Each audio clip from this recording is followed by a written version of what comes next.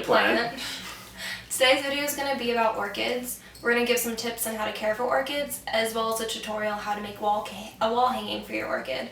Orchids are exotic plants that have found their way into many home goods stores. Orchids have beautiful flowers and comprise one of the largest, most diverse families of flowering plants in the world, with over 30,000 different species and over 200,000 different hybrids. So this means that while we can provide some pretty general tips on how to take care of orchids, it's really important that you know the specific species that you have for its specific care requirements. Like Brian said, orchids have made their way into a lot of home goods stores and even grocery stores.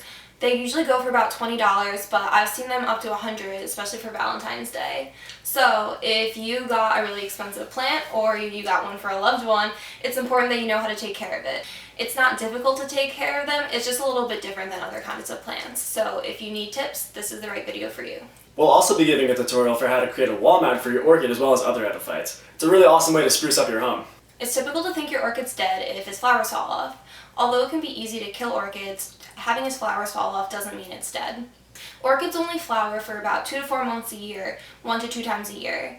Since stores usually sell you orchids when they're flowering, this means that you can only have your orchid flowering for a couple weeks per year. Again, this is normal and doesn't mean your plant is dead. Many people actually do kill orchids though because they overwater them. Orchids' roots, unlike a lot of other plants' roots, are covered with a waxy cuticle. This cuticle allows water in but makes it hard for water to get out. This means that orchids are susceptible to root rot. So you're only going to want to water your orchid once about every 2 weeks, but it kind of depends on what species of orchid you have and what potting mix you're using. It's also important to make sure your orchid gets plenty of sunlight because they're pretty sun-hungry plants. It's best if you have your orchid in a south or east facing window. This allows them to get enough sunlight, but not too much where that could potentially burn the plant. Orchids you buy are usually packaged in plastic with some moss around the roots. Within a month of buying the orchid, you're going to want to repot it because this kind of wrapping actually holds in water more than you want and can lead to root rot. You can wait a little bit longer to do it, but the sooner the better to repot the plant. So now we're going to actually walk through how to repot an orchid. So normally, like we said, when you buy them, they're typically encased in plastic and have sphagnum moss, but instead what I have here is an orchid medium. So it's actually comprised mostly out of bark and some other really nice loosely draining particles. And so essentially the steps are going to be the exact same, except for when you do the initial plastic and sphagnum moss, you're going to want to slowly cut away the plastic and then very carefully remove the moss from the roots. So what we're going to be doing here is basically the same thing. Otherwise, we're going to be removing the orchid carefully, like so. And we're going to try to make sure that we get all the medium out of the roots before we start working on the actual roots themselves. Voila. Fine, Alan. So now we've got this mess right here. So what am I actually looking at? So if you look, this is actually kind of a nice example because I have some roots that are really nice and I have some roots that are kind of rotted that I'm going to want to peel away. So you can tell which roots are nice and healthy because they're nice and green and they're pretty firm to the touch. Whereas the roots that are going to have to be removed are wilted and brown. And this is totally fine, this is very normal. But the best way for us to do this, and you can actually really see nicely the waxy cuticle versus the interior roots like we were talking about earlier. The way we're actually going to do this is find the rotted roots and just kind of peel away at them like this until you can get the casing off. But you're going to want to leave the root on, that is really important because the root is still nice and healthy, it can still retain water.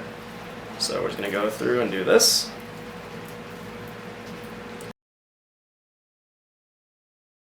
Another important thing to remember is that you're going to want to repot your orchid once every year or two. And whenever you do it, you're going to want to make sure that you put them back into a pot about the same size that you put them in originally because they actually don't like going into pots that are too big. So I'm just going to clean away some other spots of dead root right here. Some of them don't want to come off and that's fine. You don't want to force it because then you're risking breaking the actual root itself.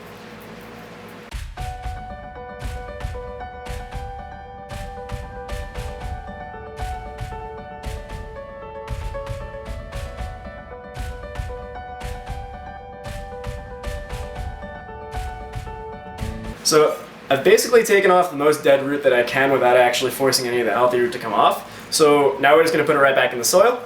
And like I said, this isn't regular soil. I'll hold this in front of you here. This is Miracle-Gro's version of it. This is orchid potting mix. And it's for epiphyte orchids and just other epiphytes in general for the most part.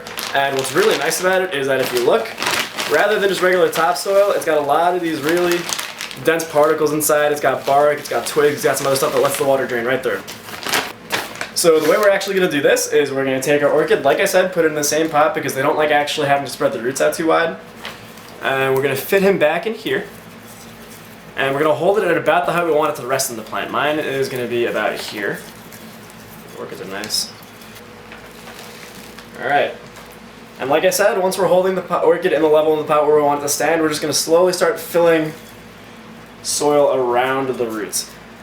The reason we're doing it this way instead of the more conventional way of making a hole and then packing them in is that the whole point is that you don't want the roots to be packed too tightly with soil because that's going to retain water and that's going to make the roots rot. So as much open space as you can get between the roots and the soil as possible is going to be better. They like to be well ventilated.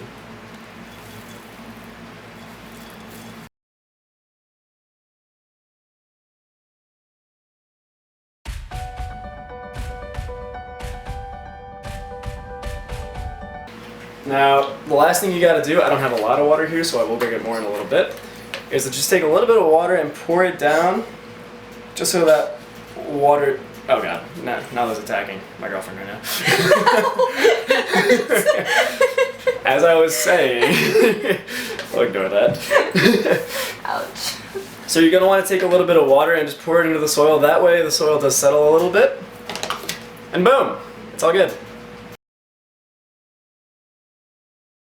For anybody wondering who was causing the commotion, it was this guy. Oh god, this is gonna be so dirty now. That's okay. Sorry. So another really cool way that you can actually display your orchids is by putting them up on wall mounts like this. There are actually a lot of benefits to doing this for your plant. One of them being, as we mentioned earlier, is that orchids are epiphytes, so they're actually more used to growing off surfaces like this than they are growing in pots. Another really important benefit is that you're allowing a lot more air to circulate through the roots, so you don't have to worry about as much as rot and mildew. So there is some important considerations though to keep in mind when you're doing it this way. One of which is that these guys are going to dry out a whole lot faster because unlike the nice barrier from the air that you have with a pot, these guys are just left out in the open, so you do have to water them a whole lot more often. So there's a couple of things you're going to need to get started if you want to hang this on a wall mount. First one is sphagnum moss, and I know that we mentioned earlier in the video that sphagnum moss in pots leads to rotting, but like we said, these guys have a lot more circulation, so it's able to dry out a lot faster, so root rot is a lot less of a problem even if you're using sphagnum moss. The next thing you're going to need is some nails, a hammer, a string, and a piece of wood. So typically we recommend that you use cedar because it's actually really resistant to warping. If you notice the other one that we had, it is actually a little bent because we didn't use cedar and the wood warped. Okay, so the first thing you're going to want to do is find out where you're going to put your nails. So keep in mind that it's going to be hanging like this, and we're going to want to try to stop this from moving any farther down. So we're probably going to put nails around here, here, here, and here. And you're going to see what I mean when I actually put them in, but this is going to be so that we can tie rope around the moss to hold it in place, and then we're going to put 2 more nails up here, that way we can actually hang it from the wall.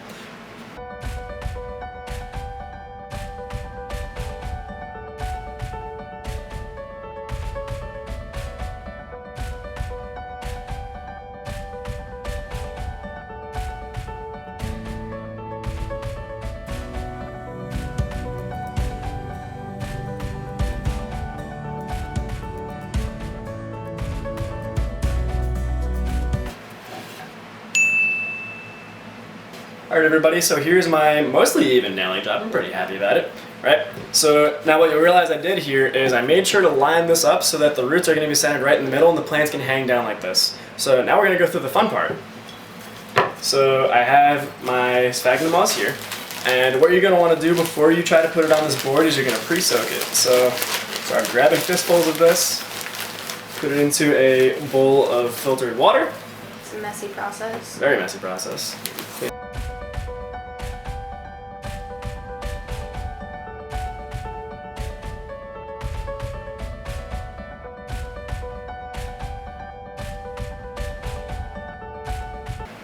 Now that my hands are gross and the moss has been rinsed, we're going to take the orchid and we're going to put it on the board, like so.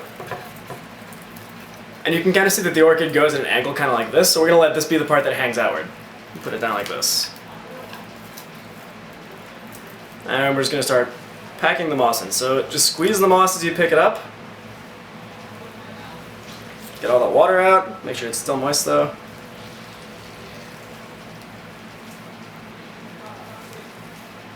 And this is so that it's nice and soft and easy to work with.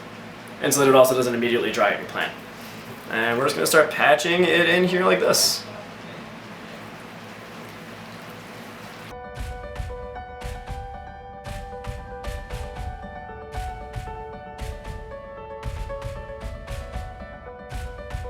Okay, cool. So we're gonna take our rope, and the first thing you're gonna want to do, move this out of the way so you can see it, is you're gonna tie a little knot right here in the beginning. So that's on the first nail, right? Yeah, this is on the first nail. It doesn't really matter which one you start on. You just want to get a nice tight knot there. All you're gonna do is start weaving the rope in between nails. You can even go in between them a few times and make it nice and tight. You go back over. This is also a really great method for staghorn ferns, which is a video we'll probably do in the future, because staghorn ferns are also really awesome. You want to make sure that you do it nice and tight, but don't make it too tight, otherwise you're going to start hurting your roots.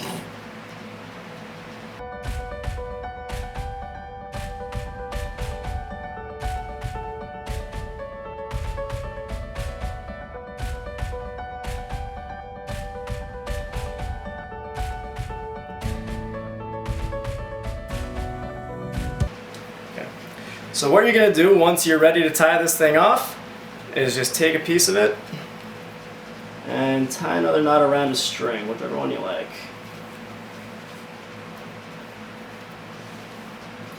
Like I said, remember to make sure to keep it tight.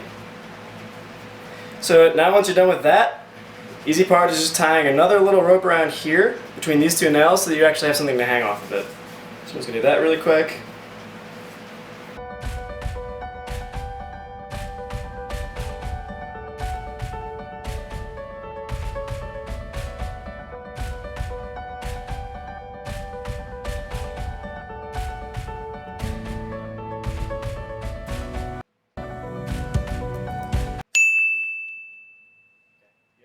So there you have it. We have now a new wall hanging.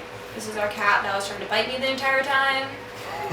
Leave any questions in the comments. We'll try to respond to them as best we can. We're also probably going to be doing another wall hanging video for other kinds of epiphytes. You can do it with plants like staghorn ferns too, so stay tuned for that. He's going to try to eat you again. Oh yeah. Hi! Stop being so grumpy. Alright, thank you for watching. Like, subscribe, and comment if you have questions. Don't eat us. Oh, there he goes. Oh.